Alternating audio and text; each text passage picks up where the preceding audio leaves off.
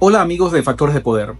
La situación continúa siendo sumamente delicada en Venezuela y esto es debido a la manera, la intensidad de la represión que ha utilizado el régimen chavista en las últimas horas, en los últimos días, para tratar de dar la impresión de que tiene la situación controlada, pero basta ver los videos en las redes sociales para entender que en realidad hay una situación de caos en la calle. La gente está indignada, hay rabia, hay molestia. Esta es una energía que tiene que expresarse de alguna manera. Y esto pues lleva un poco a el marco, al contexto político en el cual se desarrollan estas elecciones, o se desarrollaron estas elecciones que ocurrieron el 28 de julio, hace escasamente unos días. Siempre nosotros hemos argumentado y argumentamos algo que debo replantearlo en la noche de hoy. Nuestra tesis de ser escépticos y de rechazar el voto como una forma para salir del régimen chavista, siempre esa tesis ha estado sustentada en que el régimen chavista ha hecho históricamente todo lo que ha querido, todo lo que le ha dado la gana para procurarse resultados que le favorecen. El régimen chavista siempre se ha burlado de los venezolanos, no hay la menor duda que las elecciones realizadas en forma electrónica es un sistema que, aunque tenga ese componente tecnológico, le ha permitido al chavismo realizar una cantidad de manipulaciones que siempre pues da como resultado que ellos aparentemente ganan. Bueno, ellos ganan, ellos mantienen el poder y la oposición sigue participando, tratando pues de revertir esto, enfrentando que les cambien las condiciones. Bueno, es una historia que ya todos conocemos perfectamente. Esa es la razón por la cual hay una posición política de quienes no apoyamos esa vía electoral. Sin embargo, es estrictamente necesario reconocer que quienes impulsaron la tesis electoral, lo que se ha desencadenado a partir de la manera burda y evidente del robo de las elecciones por parte del chavismo el 28 de julio, esto pues es lo que ha desencadenado la situación política en la cual nos encontramos en el día de hoy. Y alguien podría decir, seguramente con razón, bueno, si no vamos a elecciones, nunca hubiésemos tenido la posibilidad de demostrar el fraude y entonces no habría gente en la calle y fuera de Venezuela reclamándole al régimen chavista una sola cosa, que por favor, que muestren las actas, porque ¿cómo es posible que se vaya a unas elecciones y lo elemental, que es mostrar el acta de los resultados, esto no sea posible? Por supuesto, el problema nunca ha estado en ir o no ir a las elecciones. El problema siempre ha estado en que el régimen chavista maneja los mecanismos políticos, jurídicos y militares para imponer su voluntad. Y siempre nos pareció que es una ingenuidad, como lo ha planteado la oposición, simplemente esperar ir a unas elecciones, que el Consejo Nacional Electoral, controlado por el chavismo, declare ganador al candidato opositor, que el gobierno encabezado por Nicolás Maduro acepte esos resultados y que la Fuerza Armada, controlada por lo menos en sus mandos importantes por el chavismo, acepte y haga suyo ese resultado. Siempre eso nos ha parecido una ingenuidad y por eso en el momento cuando personas como María Corina Machado se lanzaron a la primaria y cambiaron a la tesis de la salida electoral, nosotros siempre fuimos críticos porque nos ha parecido que era una ingenuidad pensar que el chavismo iba a entregar el poder de esa manera. Bueno, hemos llegado a un punto muy importante y ese punto, como lo decía hace unos minutos, no se puede desconocer que el hecho de ir a esas elecciones, que ya se sabía que el gobierno se las iba a robar, porque esto no era ningún secreto ni para María Corina ni para nadie, pero lo que se ha desencadenado a partir de ese fraude es lo que ha provocado una situación que podría, si esto se asume digamos, en las dimensiones históricas que está planteado, podría ser el inicio del fin. Pero este no es el fin de la historia. Por eso nosotros siempre mostramos nuestras dudas, nuestro escepticismo, y hábilmente María Corina Machado siempre respondió, bueno, vamos a ganar y vamos a cobrar. ¿Por qué ella decía esto? Porque ella estaba consciente que en situaciones, en experiencias pasadas, no hay duda que la oposición, el candidato opositor en su momento, Manuel Rosales y Capriles, bueno, ellos ganaron esas elecciones, pero no había manera de cobrar, porque el problema de cómo se cobra es cuáles son los mecanismos institucionales que le garantizan a esa oposición que efectivamente el chavismo acepte su derrota. Estamos hablando de un régimen que no solamente se viola sus propias leyes, sino viola leyes internacionales. Un régimen que no escatima en linchar físicamente, en hostigar, inclusive en hacer,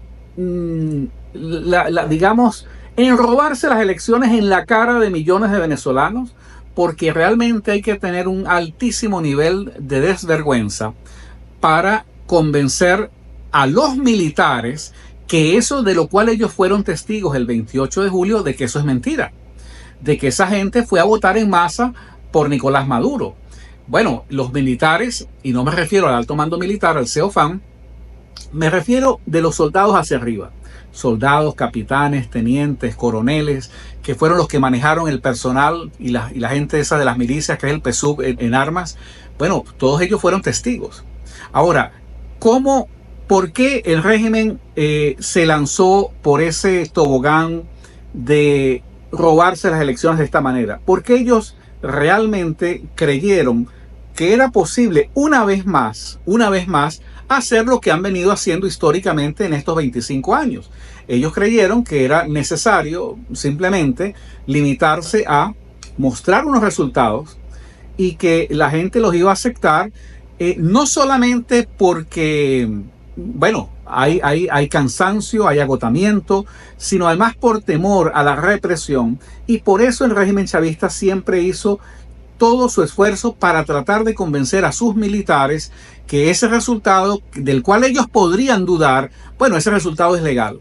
Por eso Padrino López hábilmente, el 28, en un acto realmente inaceptable, en un insulto prácticamente a su propia institución y a los venezolanos, él se da el lujo de decir, bueno, es que vamos a defender la voluntad expresada por el CNE. No por los votos, no por los electores, no por los venezolanos que acudieron a votar. Vamos a respetar la voluntad del CNE, que será emitida en su primer boletín. Todo esto lo tenían bien coreografiado, pero la reacción de la gente, la reacción de países aliados, antiguamente aliados de ellos, bueno, aunque todavía sigan siendo, pero que no se quieren seguir apareciendo al lado de Nicolás Maduro, porque esto llena de desprestigio. Bueno, esta reacción que los ha tomado a ellos por sorpresa es lo que ha puesto en evidencia que la gente sencillamente no acepta el fraude.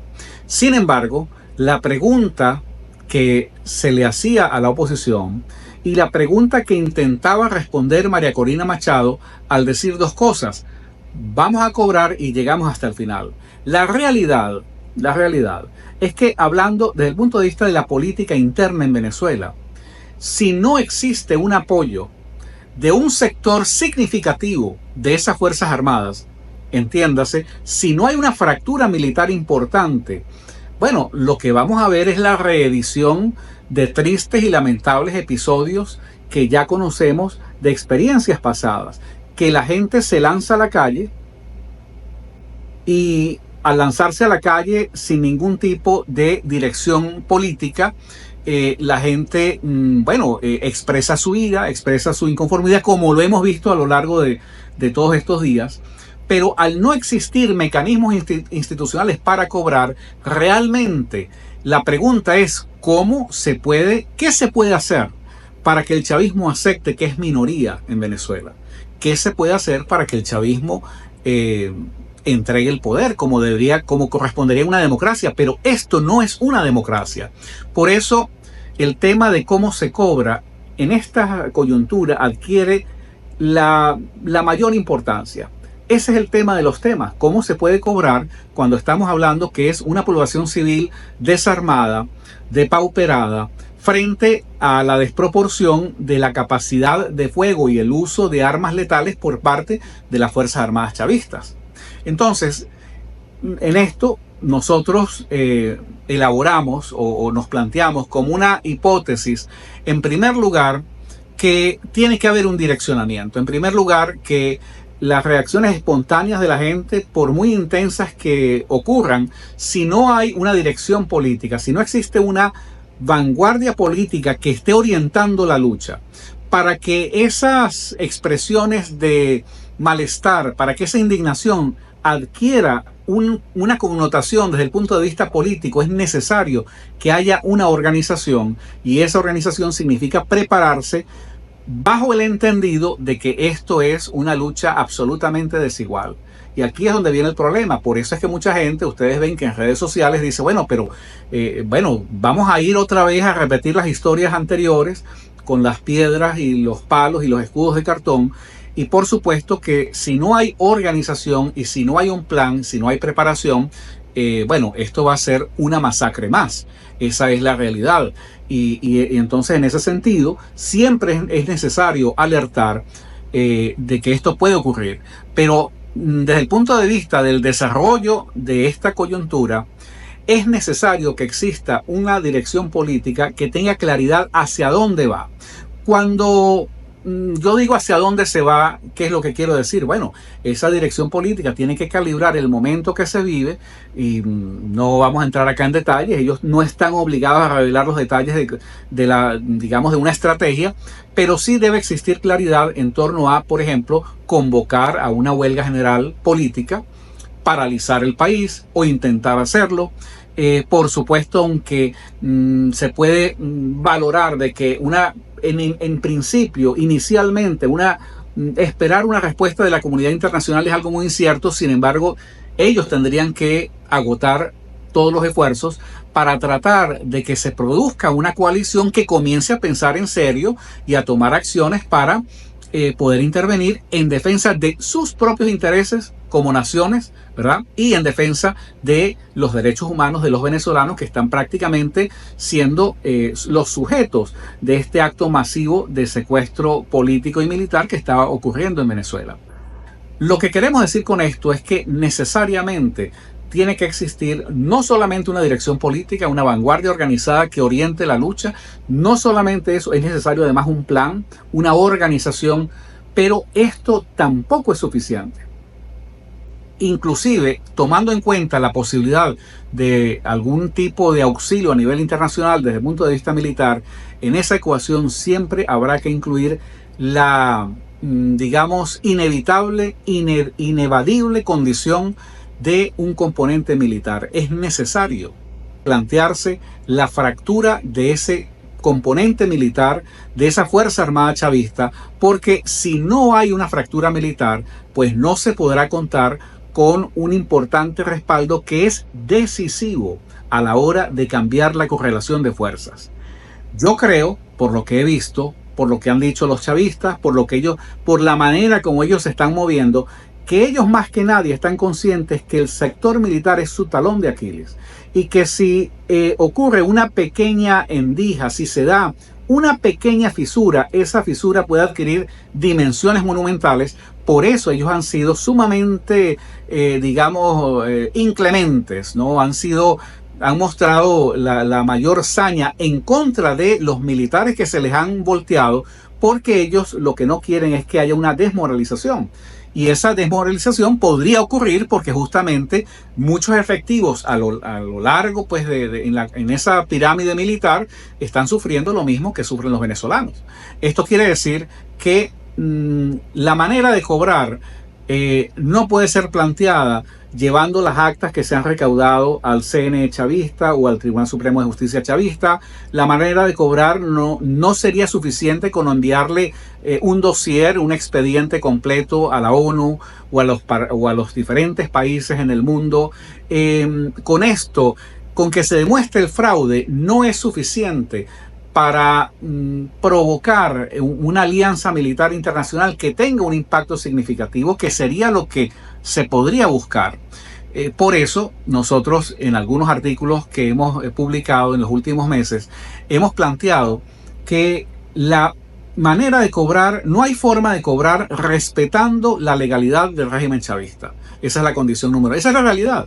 Esa es la realidad a la cual nos enfrentamos. Respetando la legalidad del chavismo significa respetar una decisión que es irrita y es ilegal de SCNE o una sentencia del Tribunal Supremo de Justicia que avale ese fraude electoral. Entonces, no es respetando la legalidad chavista como se puede cobrar la voluntad expresada por millones y millones de venezolanos el 28 de julio. La única manera de cobrar es que se configure, que con las condiciones que están planteadas en la actual coyuntura se pueda configurar lo que podríamos denominar una situación, digamos, insurreccional o una rebelión cívico-militar. Entonces, no habría otra manera, sino que es esa rebeldía que hay en la calle, pero organizada con una vanguardia y un plan, y en una combinación perfecta en la cual habría que sincronizar los esfuerzos civiles y militares derivados de una fractura interna de esa Fuerza Armada, lo que podría en definitiva cambiar definitivamente no solamente la correlación de fuerzas, sino el resultado de esta jornada que hemos visto y que realmente pone en evidencia una vez más de que la realidad, aunque es dolorosa, pero hay que afrontarla, hay que poner los pies en la tierra y hay que plantearse que lo primero es aceptar la realidad para poder trabajar con ella. Y lo que esta realidad nos está planteando es que el chavismo no sale por las buenas, no va a salir sin pelear, y que es necesario articular una fuerza que sea desde el punto de vista cuantitativo y cualitativo superior para poder en definitiva lograr el objetivo de millones de venezolanos, que es derrocar al régimen chavista hoy, ahora y por siempre.